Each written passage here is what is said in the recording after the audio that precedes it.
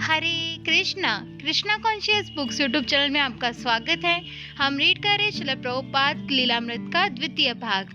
आज से हम स्टार्ट करेंगे प्रकरण नंबर 39, एक मंदिर हो। प्रभुपाद ने मायापुर में शिलान्यास समारोह को महाप्रभु चैतन्य के आविर्भाव दिवस गौर पूर्णिमा 29 फरवरी 1972 तक के लिए स्थगित कर दिया था। उनका अनुरोध था कि उस दिन विशाल पंडाल उत्सव मनाया जाए और अभ्यागतों को निःशुल्क भोजन कराया जाए।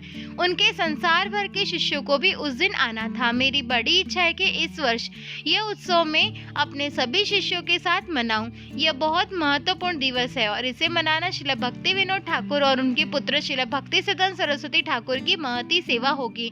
अतः वह इस कार्यक्रम का आयोजन करें। दिसंबर में जब मायापुर के निकट बांग्लादेश के प्रश्न पर भारत और पाकिस्तान में युद्ध छिड़ गया तो भारत सरकार ने पश्चिम बंगाल के उत्तरी क्षेत्र में विदेशियों के रहने पर प्रतिबंध लगा दिया। भक्त वहां से चले गए थे और युद्ध समाप्त होने के कुछ सप्ताह बाद वे फिर लौट आए थे।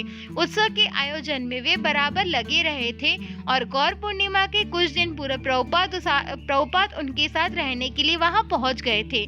जब प्रभुपाद ने बॉक्स पर एक पताका दिखाई जिस पर श्रील प्रभुपाद का स्वागत अंकित था तो उन्होंने टिप्पणी की, मैं नहीं जानता कि मेरे गुरु भाई इसे पसंद करेंगे। वे पहले ही सुन चुके थे कि उनके कुछ गुरु भाइयों को इस बात पर आपत्ति थी कि उन्होंने वही उपाधि धारण कर रखी जो उन गुरु भाइयों के गुरु महाराज भक्ति सिद्धांत सरस्वती प्रभुपाद की थी। वस्तुतः उन्होंने स्वयं ये उपाधि नहीं धारण की थी, वरन उनके शिष्यों ने कुछ वर्ष पूर्व अमेरिका से ये उपाधि उन्हें दी थी। मई 1968 में जबकि प्रभुपाद बोस्टन में थे, वे एक पत्र लिखा रहे थे और उन्होंने अपने सचिव से कहा था कि आध्यात्मिक गुरु के लिए स्वामी जी की उपाधि वस्तुतः तृतीय श्रेणी की उपाधि है। तब उनके सचिव ने पूछा था, तो हम आपको स्वामी जी क्यों कहते हैं? प्रभुपाद ने उत्तर दिया था, आध्यात्मिक गुरु को सामान्यतः गुरुदेव, विष्णुपाद या प्रभुपाद नाम से संबोधित करते हैं।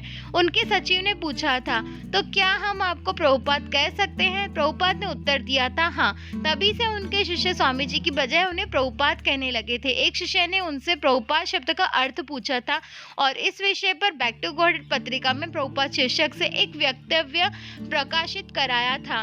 प्रभुपाद वैदिक धर्म की परंपरा में अत्यंत आदर सूचक शब्द है और यह संतों में भी महासंत के लिए उपयुक्त होता है। इस शब्द के वास्तव में दो अर्थ है। प्रथम, प्रभुपाद का अर्थ है वह पुरुष जिसके पदों पर बहुत से प्रभु यानी जिसका अर्थ है स्वामी जी और जिसे गुरु के अन्य शिष्य एक दूसरे को संबोधित करते समय प्रयोग में लाते हैं, नतमस्तक है। एक दूसरा अर्थ है वह पुरुष जो सदैव भगवान कृष्ण के चरण कमलों में रहता है। जिस गुरु शिष्य परंपरा द्वारा कृष्ण भावनामृत का मानव जाति में संवहन हुआ है उसमें ऐसी आध्यात्मिक महत्ता के कई महापुरुष हो गए हैं जो प्रभुपाद कहलाए जा सकते हैं। श्री रूप गोस्वामी प्रभुपाद ने अपने गुरु महाराज श्री चैतन्य महाप्रभु की इच्छा का पालन किया और इससे वे और उनके पार्षद गोस्वामियों को प्रभुपाद कहते हैं। श्रील भक्ति सिद्धांत सरस्वती गोस्वामी ठाकुर ने श्रील भक्ति विनोद ठाकुर की इच्छा का पालन किया, इसलिए उन्हें भी प्रभुपाद उपाधि से संबोधित किया जाता है। हमारे गुरु महाराज ओम विष्णुपाद 108 श्री श्रीमद भक्ति वेदांत स्वामी महाराज ने उसी तरह श्री भक्ति सिद्धांत सरस्वती गोस्वामी प्रभुपाद की पाश्चात्य संसार में कृष्ण प्रेम का संदेश पहुंचाने की इच्छा का पालन किया। इसलिए हम उनके अमेरिकी और यूरोपीय विनीत शिष्यों ने जो संकीर्तन आंदोलन के विभिन्न क्षेत्रों में फैले हैं, श्री रूप गोस्वामी प्रभुपाद के चरण चिन्हों का अनुगमन किया है और हम अपने कृष्ण कृपा मूर्ति गुरु महाराज को प्रभुपाद की उपाधि से संबोधित करना चाहते हैं और उन्होंने अनुग्रह पूर्वक हाँ कह दिया है। प्रत्येक व्यक्ति प्रभुपाद उपाधि से प्रसन्न था और किसी को इसका पूर्व ज्ञान नहीं था कि इस उपाधि से किसी की ईर्ष्या का भंडाफोड़ होगा। प्रभुपाद भला अपने आध्यात्मिक गुरु महाराज के आदर के प्रतिद्वंदी कैसे बन सकते थे? वे तो अपने गुरु महाराज के विनम्र सेवक के रूप में अडिग थे। इस्कॉन के सदस्यों को अपने गुरु महाराज को प्रभुपाद कहने में कोई हानि नहीं दिखाई दी और उन्हें कोई रोक नहीं सकता था। वे उनके प्रभुपाद थे। गौर पूर्णिमा उत्सव के निमंत्रण पत्र पर भी उन्होंने ऐसी भक्ति वेदांत प्रभुपाद छपा रखा था, किंतु प्रभुपाद जानते थे कि इससे उनके कुछ आलोचक गुरु भाइयों की बोहें तन जाएगी। भक्तों के आवास की व्यवस्था का निरीक्षण करते हुए प्रभुपाद ने पाया कि श्वेत कैनवास के लंबे चौड़े तंबू लगे थे, एक पुरुष के लिए और एक महिलाओं के लिए। उनके अंदर प्रतिदीप्ति प्रकाश की व्यवस्था थी। अन्य तंबुओं के मध्य एक विशाल पंडाल का तंबू लगा था और उसके पीछे लगे छोटे तंबू में रसोई घर था। तंबुओं के छोटे से परिसर की चारों ओर धान के खेत थे। इसलिए जमीन किंचित नम थी और जल से भरे खेतों में बड़े बड़े मच्छर थे जो सूर्यास्त होते ही प्रकट हो जाते थे। आदिम युग की सी स्थिति थी, किंतु भक्तों में से बहुत से वे भी भक्त थे जो प्रभुपाद के साथ भारत में 1.5 वर्ष से यात्रा करते आ रहे थे। इस दौरान उन्हें कभी कभी गंदी धर्मशालाओं के नंगे कमरों में रहना पड़ता था, जो तो कभी इलाहाबाद में ठंडे तंबुओं में। भक्त मायापुर आराम से रहने नहीं वरन प्रभुपाद की सेवा करने आए थे। आगामी वर्षों में उनके प्रयासों के फलस्वरूप बहुत से भक्त मायापुर में एकत्रित होकर उन विशाल भवनों में आराम से रह सके जिसकी योजना प्रभुपाद बना रहे थे। प्रभुपाद इस तथ्य से पूर्ण रूप से अवगत थे कि पाश्चात्यों को भारतीय जीवन की असुविधाओं का अभ्यास नहीं था, वर इसलिए वे उनके लिए ऐसी सुविधाओं की व्यवस्था करना चाहते थे जिनसे वे भारत में सुविधा पूर्वक रहकर असुविधाओं से विचलित हुए बिना आध्यात्मिक जीवन पर ध्यान केंद्रित कर सके। अतएव वे उन्हें प्रोत्साहित कर रहे थे कि वे मायापुर में ऐसा भवन निर्माण करने में विविध प्रकार से सहायता करें जिसमें नल का पानी, बिजली तथा अन्य सुविधाएं उपलब्ध हो। प्रभुपाद का आवास लगभग 12 फुट का वर्गाकार 1 फुस निर्मित बंगाली कुटीर था जिसका फर्श कच्चा था। मुख्य कमरे और सेवकों के आवास के बीच एक पतली सी दीवार थी। कुटीर के सामने एक बरामदा था और उसके पीछे एक बगीचा था जहाँ प्रभुपाद बैठते थे और मालिश कराते थे। पीछे की ओर स्नान के लिए एक हैंडपंप और एक आउट हाउस भी था। जब भक्तों ने क्षमा याचना की कि वे प्रभुपाद के लिए ऐसे ही मामूली आवास की व्यवस्था कर सके तो प्रभुपाद ने उत्तर दिया कि उन्हें प्राकृतिक सरल परिवेश पसंद था। उन्होंने कहा, यदि तुम मेरे लिए बहुत विशाल महल निर्मित करा दो फिर भी मैं यहीं रहना पसंद करूंगा। मायापुर में इतने सरल ढंग से रहते हुए भी प्रभुपाद अपनी भावी विशाल परियोजना की कल्पना के बारे में बात करते रहते थे। यद्यपि राधा माधव के जिन विग्रहों की पूजा अर्चना उन्होंने 1971 के अर्ध कुंभ मेले में इलाहाबाद में की थी और यद्यपि वे एक टेंट के अंदर स्थापित थे, फिर भी प्रभुपाद संगमरमर के महल की बात करते थे। वे अभ्यागतों और भक्तों के लिए भी प्रथम श्रेणी की आवास व्यवस्था की बात करते थे। यद्यपि इस समय तक उनके पास उन्हें उपलब्ध कराने के लिए कुछ भी नहीं था। अपने फूस के कुटीर में सरल ढंग से किंतु आदरपूर्वक रहते हुए प्रभुपाद ने अपने शिष्यों को अपने पास बुलाया और उन्हें अपनी योजनाओं के बारे में बताया। उनके अनुरोध पर शिष्यों ने प्रस्तावित मुख्य भवन का एक छोटा सा नमूना बनाया था और प्रस्तावित ह्यूमन अंडरस्टैंडिंग के मंदिर के भी कुछ नक्शे बनाए थे। उन्होंने कहा कि वे मायापुर नगर का निर्माण करना चाहते थे जिसमें वर्णाश्रम की चारों सामाजिक जातियों के लिए आवास होंगे। तत्पर प्रभुपाद जब पाश्चात्य देशों में जाते थे तो बहुत से महान व्यक्ति उनसे भेंट वार्ता करते थे, लेकिन जब वे मायापुर आए तो लोगों से मित्रवत बात करने लगे। कभी शरबत पीते थे, कभी निर्देशन देते थे। उनका जीवन एक सामान्य ग्रामीण जैसा हो गया था। उनके पाश्चात्य भक्त कभी कभी सोचते थे कि एक महान राजा की तरह उनकी केवल एक लीला थी, किंतु जब वे भारत आते तो वे अन्य व्यक्ति की तरह हो जाते। वे एक मित्र की भांति हंसने और बात करने लगते। भवानंद अपने फौज की कुटीर में प्रभुपाद बांस के मंच पर बैठे थे। वहां एक चारपाई पड़ी थी और फर्श पर कुछ चटाइयां बिछी थी। बस इतनी सी चीजें वहां थी। अन्य स्थानों की तुलना में वहां से अधिक प्रसन्न थे। हमने वहां एक पंखा भी रख दिया और प्रभुपाद ने इसे पसंद किया। उन्होंने उसे पसंद इसलिए किया कि वह बहुत साधारण था। वहां एक आउट हाउस भी था, किंतु उन्हें इसका ध्यान ही नहीं था। वे हर वस्तु का आनंद ले रहे थे। उन्होंने मुझे और जय पताका को मायापुर का निर्देशक बनाया। भवन निर्माण के हिसाब को चेक करने के लिए उन्होंने 4 हस्ताक्षरकर्ता नियुक्त किए। भारत में कोई खाता खोलना बहुत कठिन है। हम देख रहे थे कि प्रभुपाद इस मामले में बड़े सख्त थे, क्योंकि वे जानते थे कि आपको किन कठिनाइयों का सामना करना पड़ सकता है। यदि आप फॉर्म ठीक से नहीं भरते तो बैंक आपका पैसा रोक भी सकता है, या आप अपना खाता बंद करना चाहे तो वे मना कर सकते हैं। हमारा मन खराब हो गया था क्योंकि हमें बच्चे समझा गया था, इसलिए प्रभुपाद हिसाब किताब रखने और व्यवस्था देखने में हमें प्रशिक्षित कर रहे थे। जन निवास। पहली बार जब प्रभुपाद विग्रहों के दर्शन को आए तो उन्होंने पूछा, विग्रहों को सजा कौन रहा है? किसी ने उत्तर दिया, जन निवास। विग्रह बिना किसी साज सज्जा के एक टाइल के मंच पर खड़े थे। प्रभुपाद ने उनकी ओर प्यार से देखा। वे प्रतिदिन आते थे और उनके दर्शन करते थे। एक दिन वे विग्रहों के कक्ष में आए और मैं वहां नहीं था। कुछ भारतीय लोग दर्शन कर रहे थे और मैं उनके लिए बैक टू गॉडेड पत्रिका एक कमरे से लेने गया था। जो करीब 10 फुट दूर था। जब मैं लौटा तो प्रभुपाद वहां खड़े थे, वे भी दर्शन कर रहे थे। वे बोले, तुमको यहाँ हमेशा खड़े रहना चाहिए, लोग आ जा रहे हैं और यहाँ कोई नहीं है। मैंने कहा, श्रील प्रभुपाद, मैं बैक टू गॉडेड पत्रिका लेने गया था, वह कमरा यहाँ से केवल 10 फुट दूरी पर है, किंतु उन्होंने मुझे ऐसे देखा मानो कह रहे हो तुम फिर अपनी सफाई दे रहे हो, बहाना बना रहे हो। तब उन्होंने भवानंद से कहा, इस लड़के जन निवास को कोई सहायक चाहिए, वह हर काम नहीं कर सकता, वह एक मामूली व्यक्ति है।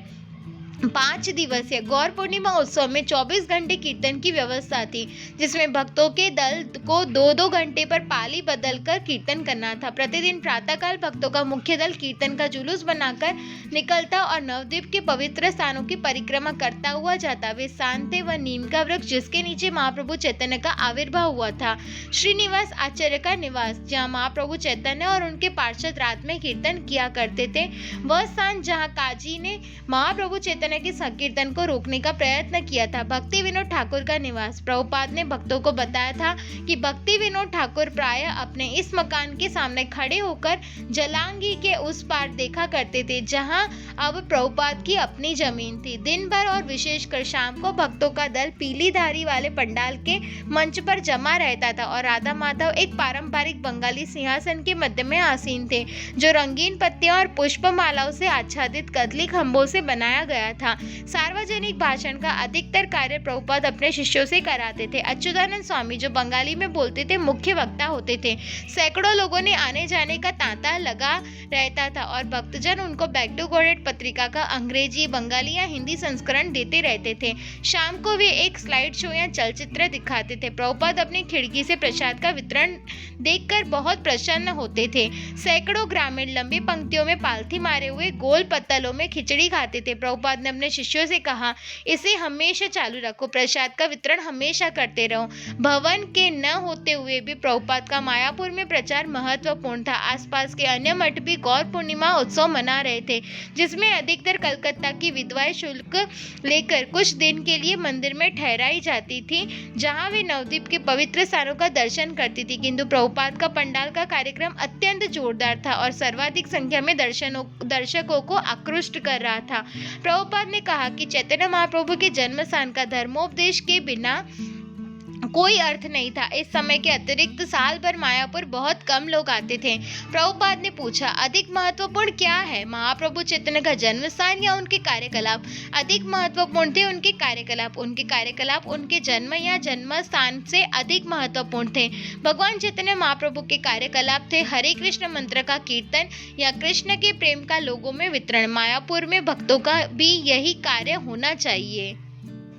गौर पूर्णिमा दिवस पर प्रभुपाद के 10 सन्यासी गुरु भाई प्रभुपाद के शिष्यों और सैकड़ों अभ्यागतों के साथ समर्पण और शिलान्यास समारोह में सम्मिलित होने के लिए आए। अपने गुरु भाइयों के प्रति प्रभुपाद विनम्र और मित्रवत थे और उन्हें संतोष था कि कृष्ण भावनामृत संख्या विश्व मुख्यालय के समर्पण समारोह में वे सब एक साथ बैठे, यज्ञ कुंड के निकट एक गद्दी पर बैठे हुए और जपमाला फेरते हुए प्रभुपाद ने 6 बंगाली भक्तों को दीक्षा दी और एक युवा अमेरिकी भक्त को संन्यास आश्रम में दीक्षित किया। तब उनके गुरुभाई बोले, उनमें से प्रत्येक ने प्रभुपाद द्वारा पाश्चात्य देशों में किए गए कार्य की सराहना की। अंत में वे सब कुंड की चारों ओर इकट्ठे हो गए, जो 5 फुट लंबा, 5 फुट चौड़ा और 15 फुट गहरा था। शास्त्रों के अनुसार कुंड में रखने के लिए कुछ वस्तुएं एकत्र की गई थी। 5 प्रकार के पुष्प, 5 प्रकार के अन्न, 5 प्रकार के पत्ते, 5 प्रकार की धातुएं, 5 प्रकार के अमृत, 5 प्रकार के रंग, 5 प्रकार के फल और 5 प्रकार के रत्न। प्रभुपाद के गुरु भाई पुरी महाराज एक सीढ़ी से कुंड में नीचे उतरे। वहां उन्होंने एक पात्र में नारियल और केले के पत्ते रखे और पुष्प सहित उस ईंटों में बनी वेदी पर स्थापित किया। उसके बाद प्रभुपाद अपने साथ सोने की गहरे लाल नेत्रों वाली अनंत शेष की एक मूर्ति वाला एक डब्बा लेकर नीचे उतरे। उस दिन सवेरे प्रभुपाद ने अपने कुटीर में कुछ भक्तों को गोपनीय ढंग से वह मूर्ति दिखाई थी। उन्होंने कहा था, ये भगवान अनंत है, वह शिव शेष शैया जिस पर भगवान विष्णु विश्राम करते हैं, ये मंदिर को अपने सिर पर सुरक्षित रखेंगे। प्रभुपाद ने जब अनंत शेष को ईंटों की वेदी पर स्थापित कर दिया और सीढ़ी के ऊपर वापस आ गए, तब प्रभुपाद के आनंदमय आमंत्रण पर प्रत्येक व्यक्ति पुष्पों और धन की भेंट अर्पित करने लगे। उसके बाद मुट्ठी मुट्ठी मिट्टी की भेंट चढ़ाई गई। यद्यपि प्रभुपाद के गुरु भाइयों ने गौर पूर्णिमा के दिन उनके पश्चिम में किए गए कार्यों की प्रशंसा की थी, किंतु थोड़े दिन बाद वे प्रभुपाद के इस उपाधि धारण करने पर आपत्ति करने लौट आए। प्रभुपाद ने अपने शिष्यों को कक्ष से चले जाने को कहा। जब वे अकेले रह गए तो एक सन्यासी गुरु भाई ने बंगाली में प्रभुपाद को चुनौती देना आरंभ किया। आप अपने आप को प्रभुपाद क्यों कहते हैं? आपको इसका कोई अधिकार नहीं है। यह उपाधि तो हमारे प्रभुपाद की है, आप इसे धारण नहीं कर सकते। प्रभुपाद ने उत्तर दिया, मैंने इसे धारण नहीं किया, वे मुझे प्रभुपाद कहते हैं, मैं क्या कर सकता हूँ। यद्यपि सन्यासी गुरुभाई तब प्रभुपाद की यह कहकर आलोचना करने लगे कि प्रभुपाद उनके प्रचार कार्य में सम्मिलित नहीं हो रहे थे और पाश्चात्यों का यज्ञोपवीत धारण करा रहे थे और उन्हें संन्यास आश्रम में दीक्षित कर रहे थे, किंतु मुख्य रूप से गुरुभाई स्वामी जी के इस बात की व्याख्या चाहते थे कि वे प्रभुपाद की उपाधि क्यों धारण किए हुए हैं। प्रभुपाद ने पुकारा, ब्रह्मानंद महाराज, मेरे नाम का एक पत्र पैड लाओ। जब ब्रह्मानंद महाराज पत्र पैड लेकर लौटे तो प्रभुपाद ने उसे अपने गुरु भाइयों को दिखाया। पत्र पैड में छपा था त्रिदंडी गोस्वामी एसी भक्ति वेदांत स्वामी। वहाँ प्रभुपाद नहीं था। इससे यह सिद्ध हो गया कि वे स्वयं इस उपाधि का उपयोग नहीं करते थे। उनके इस साधारण प्रदर्शन से उनके गुरु भाई शांत हो गए और तब उन्होंने प्रसाद ग्रहण करने के लिए उन्हें आमंत्रित किया। उनके शिष्य प्रसाद परोसने लगे। बाद में अपनी कुटीर में प्रभुपाद ने अपने शिष्यों से ईर्ष्या पर बात की। उन्होंने कहा कि कोई भक्त अपनी उन्नति की परख केवल इस बात से कर सकता है कि वह ईर्ष्या से कितना मुक्त हो सकता है। आध्यात्मिक संसार में ईर्ष्या का कोई स्थान नहीं होता। यद्यपि कृष्ण के सभी मुक्त पार्षद उनकी सेवा में प्रतिद्वंद्विता के रूप में लगे रहते हैं, किंतु वे एक दूसरे से सदा प्रसन्न रहते हैं। यदि राधा रानी या कोई अन्य गोपी कृष्ण को प्रसन्न कर लेती है तो अन्य गोपियां उसका अहित नहीं सोचती, वरन कहती है, ओ उसने कृष्ण की सेवा कितने बढ़िया ढंग से की है, मैं भी कृष्ण की सेवा किसी अच्छे ढंग से करूं ताकि वे इससे भी अधिक प्रसन्न हो। ईर्ष्यालु होना भौतिकतावादी होने का लक्षण है। प्रभुपाद चाहते थे कि उनके गुरुभाई और ही दृष्टिकोण अपनाते। वे चाहते थे कि उनके शिष्यों द्वारा उन्हें प्रभुपाद कहे जाने पर गुरु भाइयों को आपत्ति नहीं होनी चाहिए थी। उन्हें इस बात का भी दुख था कि उनके कुछ गुरु भाई सच्चे मन से उनके कार्य की प्रशंसा नहीं कर सके। यदि भक्ति सिद्धांत स्वामी प्रभुपाद के माध्यम से सफलतापूर्वक कार्य कर रहे थे तो गुरु भाइयों को शुद्ध होना क्यों होना चाहिए था? वे उनके कार्यों को स्वीकार क्यों नहीं करते और प्रसन्न क्यों नहीं होते कि महाप्रभु चैतन्य के संदेश का प्रचार प्रभावशाली ढंग से हो रहा है? इसे तो उन्हें भक्ति सिद्धांत सरस्वती का कार्य समझना चाहिए, अपने गुरु महाराज का कार्य। ये उनका भी कार्य था, उनका भी दायित्व था और उन्हें मानना चाहिए कि भक्ति वेदांत स्वामी महाराज के माध्यम से उनका यह कार्य आश्चर्यजनक ढंग से हो रहा है। शिलान्यास समारोह में गुरु भाइयों ने प्रभुपाद के कार्य की सराहना की थी। अतएव यदि उनकी सराहना करने में उन्हें आपत्ति नहीं थी तो वे क्यों नहीं मानते थे कि उन सैकड़ों पाश्चात्यों के लिए जिन्हें उन्होंने नरक से बचाया था वे प्रभुपाद है, एक ऐसा एकांत शुद्ध भक्त जिसे वे सदैव कृष्ण के चरण कमलों में लीन समझते हैं। प्रामाणिक ग्रंथों के प्रकाशन और वितरण, दीक्षित किए गए और सेवा भक्ति में प्रवृत्त किए गए शिष्यों की संख्या तथा निर्माण किए गए मंदिरों की संख्या के मामले में प्रभुपाद की समानता कोई नहीं कर सकता था। निसंदेह एक अर्थ में प्रभुपाद के सभी गुरु भाई समान रूप से प्रशंसनीय थे, जब तक कि वे भक्ति सिद्धांत सरस्वती के मूल आदेशों का पालन करते थे, हरे कृष्ण जपते थे और पापमय जीवन से बचते थे। किंतु यदि ठीक तरह वे से विश्लेषण या आलोचना ही करनी है तो प्रचार कार्यों का रिकॉर्ड देखा जाए। भगवान नित्यानंद की कृपा का सबसे अधिक विस्तार कौन कर रहा है और भक्ति सिद्धांत सरस्वती की ओर से सबसे अधिक लाभ किसने अर्जित किया है? ऐसा लाभ जिसकी पहले कल्पना भी नहीं की जा सकती थी। चैतन्य चरितामृत के अनुसार यदि कोई प्रचारक हरे कृष्ण कीर्तन का प्रचार करता है तो उसे भगवान की ओर से शक्ति समन्वित मानना चाहिए। प्रभुपाद निश्चित रूप से भक्ति समन्वित थे, किंतु व्यवहार में वे सब अपने आप को बहुत ही विनम्र रखते थे। उन्हें दूसरों से कोई सहायता नहीं मिलती थी। उन्होंने अपने गुरु भाइयों को बार बार आमंत्रित किया था कि पश्चिम से वे उनका साथ दें और कृष्ण भावनामृत के प्रचार में उनके समकक्ष बने, तो अपने गुरु महाराज के मिशन को पूरा करने में वे उनकी सहायता के लिए आगे क्यों नहीं बढ़ते थे? इसके विपरीत वे उनके विरुद्ध उस एक गुरु भाई के विरुद्ध शिकायत कर रहे थे जो शिला भक्ति सिद्धांत सरस्वती के मिशन को पूरा करने में लगा था, किंतु किंतु प्रभुपाद के शिष्यों के लिए यह कोई आलोचना का स्थान नहीं था और उन्होंने कड़े शब्दों में शिष्यों को आगाह कर दिया था कि गुरु भाइयों की आलोचना करके वे पद पर वे नहीं है। उन्हें चाहिए कि प्रभुपाद के गुरु भाइयों को भक्ति सिद्धांत सरस्वती का शिष्य समझे और इसलिए उन्हें अपने गुरु महाराज के समान ही आदर दे। किंतु प्रभुपाद के शिष्यों को इस बात का खेद था कि उनके गुरु भाइयों में प्रभुपाद के प्रति आदर का अभाव था। वे विनम्र बने रह सकते थे और प्रतिवाद करने से अपने आप को रोक सकते थे, किंतु वे उन व्यक्तियों के प्रति स्नेहशील कैसे हो सकते थे जो उनके गुरु महाराज की और उनके कृष्ण भावनामृत आंदोलन की आलोचना करते हो। 5 दिवसीय उत्सव के बाद प्रभुपाद ने मायापुर से वृंदावन के लिए प्रस्थान किया, जहां वे एक दूसरे महत्वपूर्ण उत्सव की योजना बना रहे थे। मायापुर की जमीन अब भी पूर्णतया अविकसित थी और प्रभुपाद ने भारत में रह रहे अपने शिष्यों पर जोर डाला कि वे आवश्यक धन संग्रह करते रहे। हम मायापुर में एक बहुत शानदार योजना बना रहे हैं और यदि तुम सब लोग मिलकर इस योजना का साकार बनाओगे तो यह सारे संसार में बेजोड़ होगी। आध्यात्मिक जीवन की शिक्षा के लिए यह विश्व केंद्र बन जाएगा। सारे संसार के विद्यार्थी यहाँ आएंगे और हम दूरस्थ दार्शनिकों की नास्तिकता और भौतिकतावादी प्रवृत्तियों में क्रांति ला देंगे। इसलिए हमें इस महान कार्य का दायित्व लेना चाहिए। हमें एक क्षण भी इस्कॉन के विचार के बिना नहीं रहना है। यदि मेरा आप सबसे अनुरोध है। फरवरी 1972 वृंदावन से प्रभुपाद की अनुपस्थिति के बीच भक्तजन श्रीमान एस ने इस्कॉन के लिए उनकी जमीन को उपयोग में लाने की कानूनी अनुमति प्राप्त करने में असफल रहे थे। प्रभुपाद ने अपने एक शिष्य क्षीरोदक्षाई को, जो जन्म से भारतीय थे, आग्रहपूर्वक निर्देश दिया था कि वे श्रीमान एस से औपचारिक पट्टा प्राप्त कर ले। क्षीरोदक्षाई ने श्रीमान एस से अनुरोध किया था और उन्हें असह्य देखकर उन्होंने श्रीमती एस से बात की थी और फिर दोनों से एक साथ उनकी बात हुई थी। श्रीमान और श्रीमती एस इस बात पर सहमत थे कि चूंकि वे दोनों निश्चय नहीं कर पा रहे थे, इसलिए वे मामले को स्वयं राधा रानी के समक्ष रखेंगे। मिसेज एस ने क्षीरोदक्षाई से कहा था कि वे कागज के 2 टुकड़े ले और एक पर हाँ तथा दूसरे पर नहीं लिखें। तब उन्होंने उन टुकड़ों को मोड़कर उन्हें परिवार के उपास से राधा कृष्ण के समक्ष रख दिया था। फिर उन्होंने क्षीरोदक्षाई से एक टुकड़ा उठाने को कहा था। क्षीरोदक्षाई ने एक टुकड़ा उठाया और राधा कृष्ण तथा श्रीमती एस और स्वयं अपनी उपस्थिति में उसे खोला था। उस पर हाँ शब्द लिखा था। जब प्रभुपाद ने यह समाचार सुना तो वे बहुत आनंदित हुए। मैं आपसे विशेष रूप से प्रसन्न हूँ। आपने कृष्ण के लिए श्रीमान एस की जमीन प्राप्त कर ली है। अब यहाँ कृष्ण वृंदावन में एक अद्भुत केंद्र बनाने के लिए आइए हम सहयोग करें। मार्च 1972 में प्रभुपाद श्रीमान एस के साथ अनुबंध पर हस्ताक्षर करने और शिलान्यास समारोह आयोजित करके वृंदावन लौटे। राधा दामोदर मंदिर के गोस्वामियों की अनुमति से उन्होंने अपने शिष्यों के लिए आवास की व्यवस्था की ताकि जब तक रमन रीति में मंदिर बने वे वहां रह सके।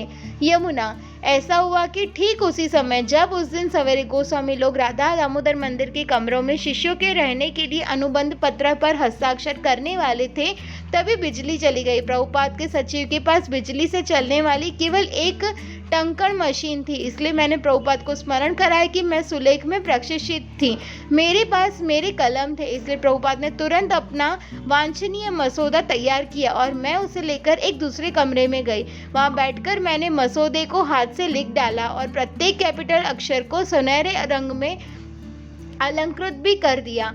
15 मिनट के अंदर हमने उसे श्रील प्रभुपाद के सम्मुख प्रस्तुत किया। प्रभुपाद ने उस मसौदे को प्रसन्नतापूर्वक गोस्वामियों को दिखाया और कहा, देखिए मेरे शिष्य हर बात में विशेषज्ञ हैं। अब शिष्यों को राधा दामोदर मंदिर में स्वामी जी के कक्ष के ठीक ऊपर रहने की अनुमति मिल गई और उन्हें स्वामी जी के कमरों की सफाई के लिए आ जाने की भी सुलभता थी। प्रभुपाद को लगा कि यह बड़ा अच्छा अवसर था कि राधा दामोदर मंदिर में उनके कमरों के आरक्षण के लिए कुछ लिखा पढ़ी हो गई। रमन रेती की जमीन के सौदे को अंतिम रूप देने के लिए प्रभुपाद तथा श्रीमान एस मथुरा में मजिस्ट्रेट की कचहरी गए। वहां वकीलों की उपस्थिति में सारी औपचारिकताएं पूरी हो गई। प्रभुपाद ने इसे कृष्ण की कृपा ही समझा था कि वृंदावन में उन्हें अच्छी जमीन मिल सकी। उन्होंने अमेरिका में अपने जीबीसी सचिवों को लिखा था कि अधिक से अधिक आत्में बेचकर वे इस नवीन परियोजना में सहायता करें। उन्होंने रूप और जीव गोस्वामी के नाम पर वृंदावन में आध्यात्मिक जीवन के पुनर्जागरण के लिए एक भव्य केंद्र स्थापित करने का अपना मंतव्य प्रकट किया। प्रभुपाद ने शिरोदक्षाई से कहा, मैं चाहता हूँ कि इस अवसर पर बृहद मात्रा में प्रसाद तैयार किया जाए और वृंदावन के प्रत्येक व्यक्ति को आमंत्रित किया जाए कि वह आए और प्रसाद ग्रहण करे। 2 दिन बाद करीब 100 लोगों की उपस्थिति में प्रभुपाद ने रमन रेती में शिलान्यास समारोह संपन्न किया। पुनः वे कुंड में नीचे उतरे और अनंत देव को स्थापित किया जिसके सिर पर मंदिर टिका रहेगा। किंतु देर रात में लोगों ने उस भूमि पर हमला कर दिया। एक भारतीय वृद्धा विधवा जिसकी ख्याति एक साध्वी के रूप में थी, इस बात को लेकर रुष्ट थी कि उसकी बार बार की प्रार्थना पर भी श्रीमान एस ने यह जमीन उसे नहीं दी थी। उसने रात में गुंडे भेजे थे कि वे जाकर शिलान्यास की ईंटों की नींव उखाड़ दे और उस कुंड को, जो उस दिन पुष्पों और धार्मिक सामग्रियों से भरा गया था, अपवित्र कर दे। गुंडों ने कुंड को खोद कर उसमें कूड़ा डाल दिया और वह नाम पट्ट चुरा ले गए जिसमें जमीन के नए स्वामित्व के उल्लेख था। प्रभुपाद राधा दामोदर मंदिर के अपने कमरे में थे। जब उन्होंने घटना के बारे में सुना वे क्रुद्ध हुए और उन्होंने अपने शिष्यों से कहा कि वे जाकर पुलिस को इकरारनामा दिखाए। उस रात कई पुलिस वाले उस भूमि की रखवाली करते रहे और जब फिर से भाड़े के गुंडे आए तो पुलिस ने उन्हें आगाह किया कि यदि वे और अधिक उत्पात करेंगे तो उन्हें कैद कर लिया जाएगा और इस तरह झगड़ा निपट गया। प्रभुपाद अनेक बार कह चुके थे कि भक्त बनकर मनुष्य बहुत से शत्रु उत्पन्न कर लेता है। इस घटना से प्रभुपाद ने इस विश्वास की भी पुष्टि हो गई थी कि भूमि पर इस्कॉन के अधिकार होते ही तुरंत उस पर मंदिर निर्माण का कार्य आरंभ हो जाना चाहिए।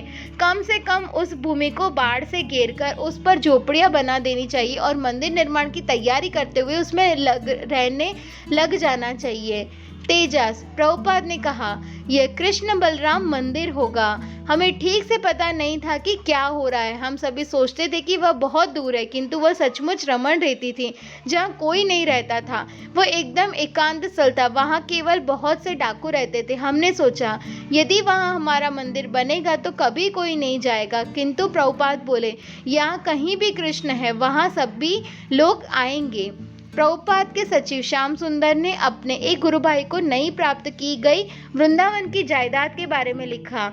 आज बड़े तड़के नाश्ते के पहले ही प्रभुपाद ने राधा दामोदर मंदिर से 10 मिनट की दूरी पर रमन रेती में दान में प्राप्त 4800 वर्ग गज जमीन का भ्रमण किया, जहाँ कृष्ण अपने सखाओं के साथ वन क्रीड़ा किया करते थे। प्रभुपाद ने अपनी मच्छरदानी की रस्सी से भूमि को नापा, उसका सौदा तय किया, उसके लिए योजनाएं बनाई, मसौदा तैयार किया, मथुरा मजिस्ट्रेट की कचहरी में गए, मसौदे पर हस्ताक्षर कराए, उन पर मोहर लगवाई और उसे तुरंत प्राप्त किया। प्रभुपाद ने मुझसे कहा था कि अमेरिका में से कम 50 व्यक्ति अविलंब भेजने के लिए मैं आपसे प्रार्थना करूं। अंततः हमने भारत में एक ठोस कार्यक्रम बना लिया है।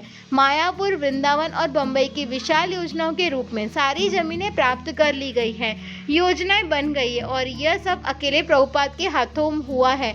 लेकिन हम थोड़े से लोग ही यहाँ हैं जो एक विराट कार्य के संघर्ष कर रहे हैं। इन तीनों जमीनों को विकसित करना संघ के अब तक के कामों में सबसे बड़ा काम है और विश्वास माने ये तीनों योजनाएं प्रभुपाद को अब तक विचाराधीन सभी योजनाओं में सबसे प्रिय है। प्रभुपाद महीना भर बंबई से बाहर थे।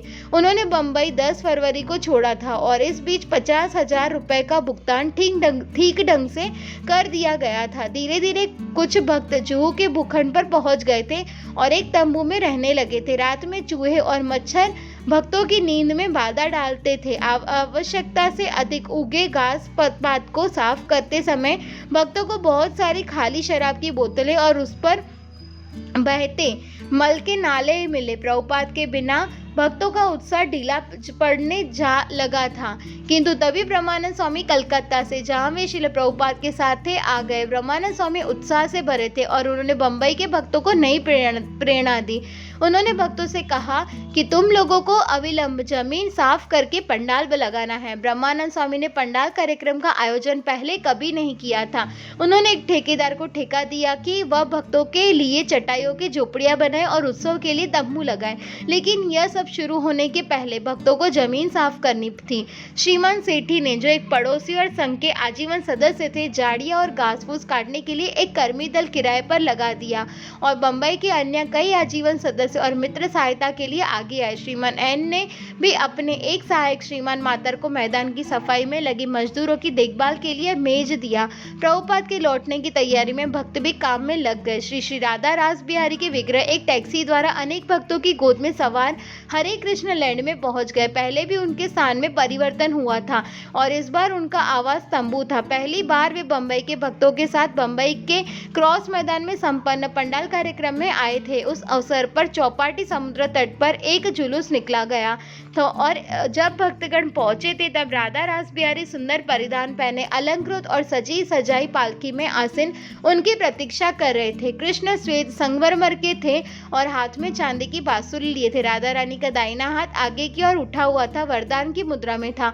वे दोनों बहुत सुंदर थे। चौपाटी के मैदान पर पहली बार प्रकट होने के पश्चात राधा रास बिहारी आकाश गंगा भवन में चले गए थे, जहां भक्तों ने पूजा अर्चन का क्रमशः काफी अच्छा स्तर प्राप्त कर लिया था। जब प्रभुपाद ने आदेश दिया था कि जो ही नगद भुगतान हो जाए राधा रास बिहारी को जुहू की जमीन पर पहुंच जाना चाहिए, तो भक्तों ने पूछा था, सुविधाएं तैयार होने के पहले विग्रहों को वहां क्यों जाना चाहिए?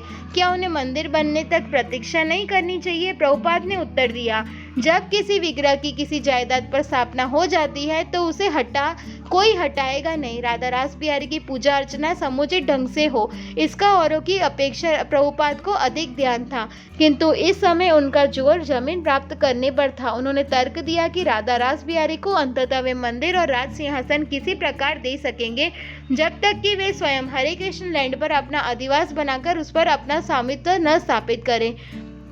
जुहू की जमीन पर राधा रास बिहारी के पहुंचने से भक्तों की कठिनाई बढ़ गई थी, जिन्हें प्रातःकालीन पूजा को बनाए रखना पड़ता था और छोटे से रसोई घर में विग्रहों पर चढ़ाने के लिए प्रतिदिन 6 बार भोग तैयार करना पड़ता था। राधा रास बिहारी का तंबू भी कमजोर था और हवा में डगमगाता रहता था, किंतु श्रील प्रभुपाद ने इस कार्यवाही को आवश्यक और दिव्य चाल के रूप में देखा। वे निश्चित थे कि जिसका भी उस मामले में संबंध था वे स्वयं उसका जमीन का स्वामी अथवा बंबई नगर पालिका वह स्वीकार करेगा कि चूंकि कृष्ण वहां रह रहे हैं इसलिए जमीन उनकी है, और चूंकि वे कृष्ण से भी इन सुविधाओं को स्वीकार करने के लिए कह रहे थे इसलिए उन्होंने अर्च विग्रह से प्रार्थना की, महोदय यहीं रहिए और मैं आपके लिए एक सुंदर मंदिर बनवा दूंगा। जब प्रभुपाद बंबई लौटे तब तक राधा रास बिहारी पंडाल के मंच पर स्थापित हो चुके थे। यहाँ पर उतने लोग नहीं आए थे जितने पुरानी बंबई में आए होते। प्रत्येक रात 500 लोगों से अधिक नहीं होते थे, किंतु प्रभुपाद संतुष्ट थे।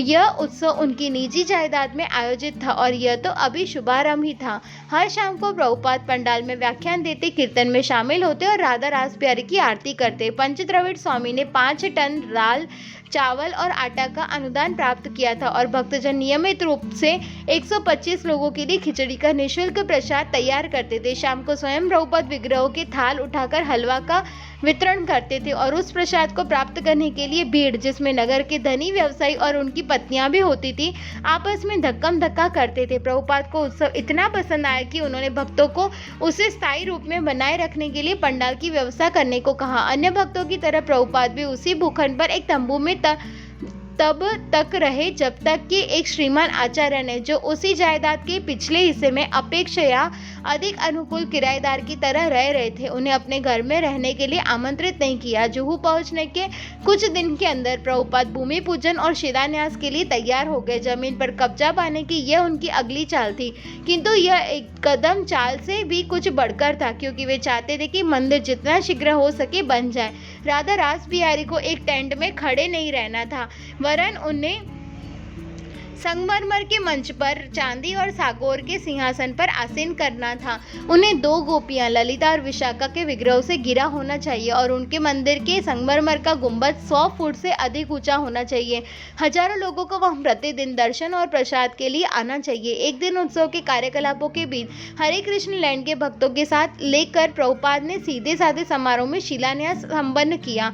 उन लोगों ने गहरा अनुष्ठानिक कुंड खोदा था और उसे ईंटों से घेर दिया था। प्रभुपाद उसमें नीचे उतरे और उन्होंने शेष के विग्रह को स्थापित कर दिया। तब एक सादे मंच पर बैठकर पीतल का घंटा बजाते हुए उन्होंने कीर्तन कराया, जबकि भक्तजन एक एक करके उनके सामने से आकर कुंड को भरने के लिए उसमें मिट्टी डालते रहे और यज्ञ की अग्नि से धुआं उठता रहा।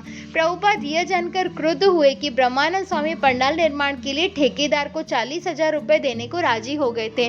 फिर वही पुरानी बात हुई, भोले भाले पाश्चात्य शिष्य ठगे गए। प्रभुपाद ने पैसा देने से इनकार कर दिया। उन्होंने कहा 4,000 रुपए भी ज्यादा है।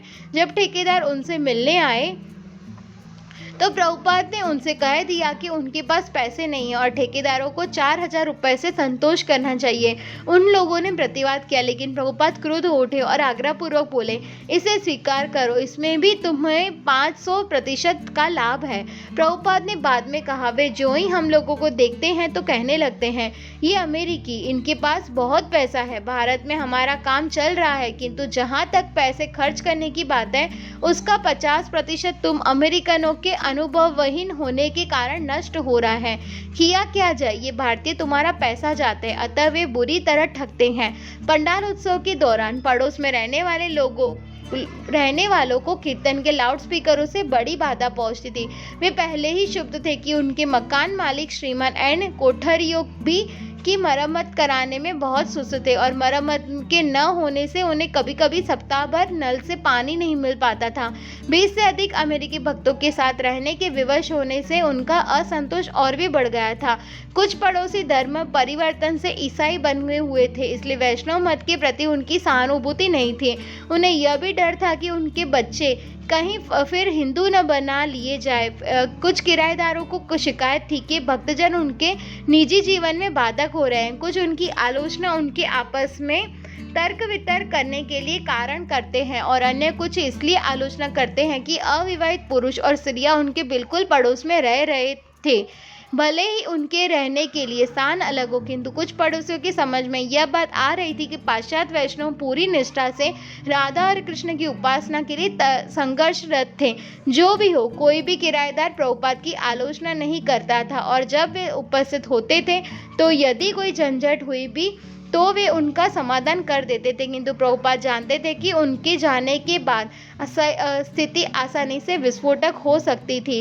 प्रभुपाद एक विस्तृत विश्व भ्रमण की योजना बना रहे थे, जिसमें वे पूर्व की ओर से ऑस्ट्रेलिया, जापान, हवाई द्वीप, अमेरिका और संभवतः मैक्सिको और यूरोप की यात्रा करने वाले थे। उनके भारत लौटने में 6 मास भी लग सकते थे और वे चाहते थे कि उनकी अनुपस्थिति में बंबई में कार्य सुचारू रूप से चलता रहे।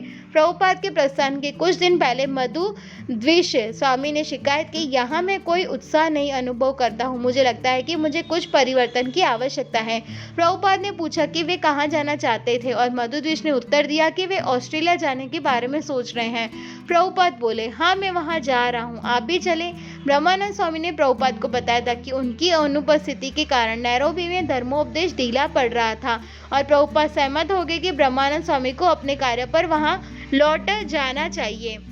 प्रभुपाद को बंबई के लिए फिर एक नया प्रबंधक चुनना था और इस बार उन्होंने गिरिराज को चुना, जो एक तरुण ब्रह्मचारी था और इस्कॉन के आजीवन सदस्य बनाने में अग्रणी था। प्रभुपाद ने तर्क किया कि चूंकि प्रबंध में मूल बात दान एकत्र करना और आजीवन सदस्य बनाना है और चूंकि गिरिराज इस कार्य में पटु है, अतः वह भले ही तरुण और अन्यथा अनुभवहीन हो, उसमें इस पद के लिए अत्यावश्यक सभी गुण हैं। प्रभुपाद देख चुके थे कि गिरिराज सरल था और हरे कृष्ण लैंड के विकास में उसने विनयपूर्ण समर्पण के साथ उनकी सहायता की थी। गिरिराज, प्रभुपाद ने पूछा, गिरिराज क्या तुम यह करोगे? मैंने कहा, हाँ श्रील प्रभुपाद, आप जो कुछ कहेंगे मैं करूँगा। मैं इस विषय में वास्तव में बहुत प्रसन्न नहीं था, किंतु मैं समझता हूँ कि अपने गुरु महाराज के प्रति व्यक्ति को समर्पित रहना चाहिए और वे जो कुछ कहते थे उसे करना चाहिए, इसलिए मैंने स्वीकार कर लिया। प्रभुपाद ने बताया कि अच्छे प्रबंधक का तात्पर्य यह था कि कुछ करने की आवश्यकता है, उसे कर डालो बस। बाद में मैं श्रील प्रभुपाद से मिलने गया और वे अपनी डेस्क के पीछे बैठे थे। उन्होंने कहा, अब पूरी जिम्मेदारी तुम्हारी है। जब उन्होंने यह कहा मैं झिझक गया, क्योंकि जिम्मेदारी लेने का अनुभव मुझे नहीं था। जब प्रभुपाद बंबई में थे तब हालैंड का एक तरुण वास्तुशिल्पी हंस कीलमैन उनका व्याख्यान सुनने आया और वह कृष्ण भावनामृत में रुचि लेने लगा था। प्रभुपाद ने हंस को भक्त बनने और बंबई में हरे कृष्ण नगर बसाने में सहायता करने को राजी कर लिया। प्रभुपाद के निर्देशन में वह तुरंत भवनों के वास्तुशिल्प खाके बनाने लगा। हंस, प्रभुपाद बोले, तो ध्यान से सुनो, तुम्हें भगवान कृष्ण ने यहाँ भेजा है। उनके लिए तुम्हें इन मंदिरों के नक्शे बनाने हैं। तुम इस काम को बड़ी निष्ठा से करो और डरो नहीं। मैं पूरी तरह से समर्पित हो गया। वह क्षण मेरे लिए सचमुच भाव विभोरता का था। उनकी डेस्क पर फोटोग्राफों का ढेर लगा था और उन सबको मुझे देते हुए उन्होंने कहा, इन्हें देखो। मैंने चित्रों को देखा और वे वृंदावन में नए गोविंद जी मंदिर के फोटो थे। उन्होंने कहा, मैं चाहता हूँ कि तुम इस तरह की डिजाइन बनाओ। तो मैंने पूछा, श्रील प्रभुपाद, ये कितनी बड़ी होगी? उन्होंने मुझे एक टाइप का पेपर दिया और कहा कि मुझे इस पेपर पर डिजाइन बनाना चाहिए। तब उन्होंने मुझे वे फोटो, एक पेंसिल और एक फुट रोल दिया। वे मुझे दूसरे कमरे में ले गए और मुझे एक मेज पर बैठने को कहा। प्रद्युम्न अपनी संस्कृत पुस्तकों के साथ वहां बैठे थे। श्याम सुंदर वहां पत्र टाइप कर रहे थे और उन दोनों के बीच में नक्शा बनाने में लग गया। प्रभुपाद ने कहा कि गिरिराज और अन्य लोगों को मंदिर निर्माण के लिए 64 लाख रुपए संग्रह करने होंगे। भक्तों को कोई ज्ञात नहीं था कि वे इस राशि का एक अंश भी कैसे एकत्रित करेंगे, किंतु प्रभुपाद ने उन्हें कुछ विचार दिए। उन्होंने भेंट नाम पद्धति द्वारा प्रभावशील व्यक्तियों की सहायता प्राप्त करने के लिए सूची तैयार करने को कहा, जिसके अंतर्गत कोई व्यक्ति एक अतिथि कक्ष का आजीवन उपयोग करने का अधिकार खरीद लेता है। इसके अतिरिक्त अन्य साधन भी थे, किंतु इस समय तो पहला कदम जमीन हस्तगत करने का था। जमीन पर उनका अधिकार हो चुका था, किंतु उस पर निर्माण करने के पहले उन्हें इसका पट्टा यानी विक्रय पत्र चाहिए। चूंकि श्रीमान एन को पट्टा देने में काफी देर हो चुकी थी, इसलिए प्रभुपाद ने गिरिराज से कहा था कि वह लिखित करारनामे के अनुसार पट्टा तैयार करने को उन पर दबाव डाले। बम्बई के अपने अंतिम व्याख्यान में प्रभुपाद ने वृंदावन के 6 गोस्वामियों और कृष्ण के लिए उनकी उत्कंठा के मीठे कड़ुए भावोन्माद का वर्णन किया। प्रभुपाद के कुछ शिष्यों ने इसका यह अर्थ लगाया था कि प्रभुपाद यह इसलिए बता रहे हैं कि स्वयं वे वहां से लंबे समय के लिए जा रहे हैं। अगले दिन जब प्रभुपाद हवाई अड्डे पर ऑस्ट्रेलिया के लिए उड़ान की प्रतीक्षा कर रहे थे तो उन्हें भावभीनी विदाई दी गई। भक्तों से घिरे हुए वे वीआईपी प्रतीक्षा कक्ष में बैठे थे और मधुद्विज स्वामी द्वारा संचालित भावपूर्ण कीर्तन देख रहे थे। प्रभुपाद ने भक्तों से कहा, यदि तुम लोग इसी तरह कीर्तन करते रहोगे तो हमारी बम्बई की योजना सफल होकर रहेगी। जब प्रभुपाद ने देखा कि श्रीमती एन आई हुई है तो वे बोल पड़े, ओ श्रीमती एन, आप भी आई हैं? आप तो हम में गुलबिल हो रहे हो। प्रभुपाद में आध्यात्मिक दृष्टि को भौतिक वास्तविकता में और भौतिक दृष्टि से एक अंश को आध्यात्मिक शक्ति में बदलने का असामान्य सामर्थ्य था, जिससे सामान्य व्यक्ति भी आध्यात्मिक वास्तविकता को देख सके। प्रभुपाद का निरंतर प्रयास यही रहता था।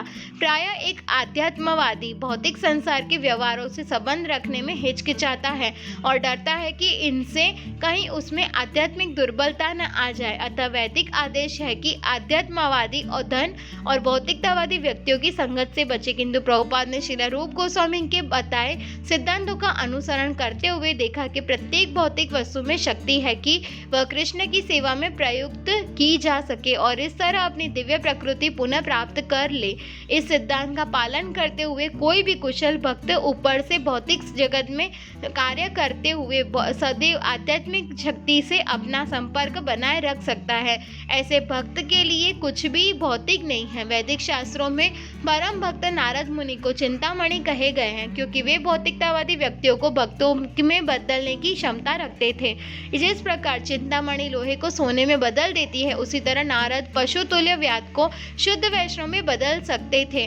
जिस तरह पूरा काल में एक चमत्कारी कार्यों के लिए वेदों में नारद मुनि की महिमा का गान किया गया है, उसी तरह वर्तमान युग में श्रील प्रभुपाद चमत्कारी शक्ति वाले चिंतामणि हैं। उन्होंने कृष्ण भावनामृत के संप्रयोग से बारंबार यह दिखलाया है कि वे भौतिकतावादी को पूर्ण विरक्त और सक्रिय भगवत भक्त में बदल सकते हैं और अब माया के दल से अनेक भक्तों को निकालकर वे उन्हें भौतिक संसार को जितना अधिक संभव हो सके जीवित आत्मा में बदलने में लगाना चाहते हैं। वे अपने दिव्य कल्पनाशील वचनों से पत्थर तथा मानवीय शक्ति को महिमामय आध्यात्मिक मंदिरों में परिणत करने का प्रयास कर रहे हैं। कभी कभी महत्वाकांक्षी भौतिकतावादी आध्यात्मिकवादियों की आलोचना उन्हें असर्जनात्मक कहकर करते थे, किंतु प्रभुपाद पर यह दोषारोपण नहीं किया जा सकता था क्योंकि वे निरंतर क्रियाशील थे। उल्टे लोग यह कहकर उनकी आलोचना करते थे कि वे सन्यासी के वेश में पूंजीवादी थे, किंतु इस प्रकार की आलोचना से प्रभुपाद भयभीत होकर अपने कार्य को छोड़ने वाले नहीं थे। वे अपने पूर्ववर्ती आचार्यों की इच्छाओं को पूर्ति कर रहे थे। वे अपना यह निष्कर्ष 1965 ईस्वी सन में अमेरिका जाने के पूर्व ही श्रीमद् भागवतम में लिख चुके थे। अतः सभी ऋषियों और भगवान के भक्तों ने संस्तुति की थी कि कला, विज्ञान, दर्शन, भौतिकी, रसायन, मनोविज्ञान तथा ज्ञान की समस्त शाखाओं का उपयोग पूर्णतया तथा एकांतिक भाव से भगवान की सेवा में किया जाना चाहिए। प्रभुपाद भौतिक जगत के महत्वपूर्ण अंश को आध्यात्मिक जगत में बदल देना चाहते थे।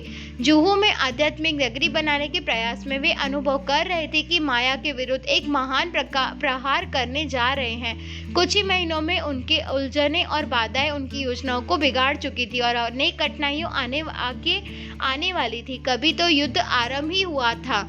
कभी कभी प्रभुपाद के शिष्यों को यह कार्य थकाने वाला और तनावपूर्ण लगता। वे घबरा जाते। उन्होंने आध्यात्मिक जीवन आनंद के लिए चुना था, चिंता के लिए नहीं। किंतु प्रभुपाद की उपस्थिति और उनके निरंतर प्रोत्साहन से उन्हें दृढ़ संकल्प बने रहने में सहायता मिलती थी। प्रभुपाद जानते थे कि यदि एक बार कृष्ण के प्रति निस्वार्थ भक्ति के अमृत का स्वाद उन्हें मिल गया तो वे उससे कम कोई वस्तु स्वीकार नहीं करेंगे। वे उन्हें प्रोत्साहित करते रहते थे और भक्ति विनोद ठाकुर जैसे अपने पूर्ववर्ती आध्यात्मिक गुरुओं के वचनों का स्मरण कराते थे, जिन्होंने कहा था, भगवान की भक्ति के मार्ग में आने वाली कठिनाइयों को मैं अपने लिए सबसे अधिक आनंददायक मानूंगा। हरे कृष्णा। तो चैप्टर नंबर 39 यहीं कंप्लीट होता है। नेक्स्ट पार्ट में हम देखेंगे चैप्टर नंबर 40। वांछा कल्पतरुभ्यश्च कृपा सिंधुभ्य एव च पतितानां पावनेभ्यो वैष्णवेभ्यो नमो नमः। श्रील प्रभुपाद की जय।